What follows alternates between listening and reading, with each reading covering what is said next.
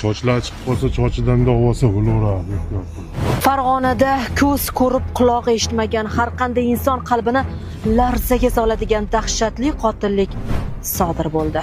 Gap shundaki, 29 yoshli yigit 9 oy qorinda ko'tarib yurib, ming azob bilan dunyoga keltirgan onasini shafqatsizlarcha o'ldirganligi aytilmoqda.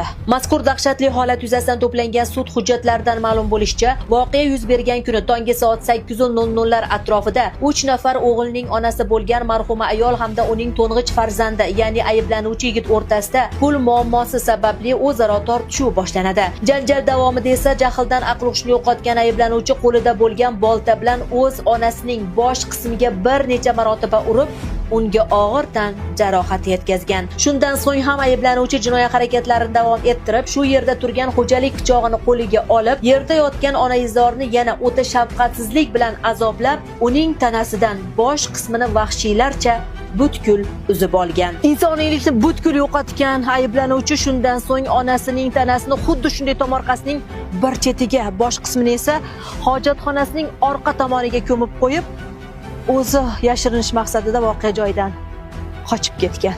Mazkur holat jinoyat ishlari bo'yicha Dang'ara tuman sudi tomonidan ko'rib chiqilib, ayblanuvchiga sud hukmi o'qildi.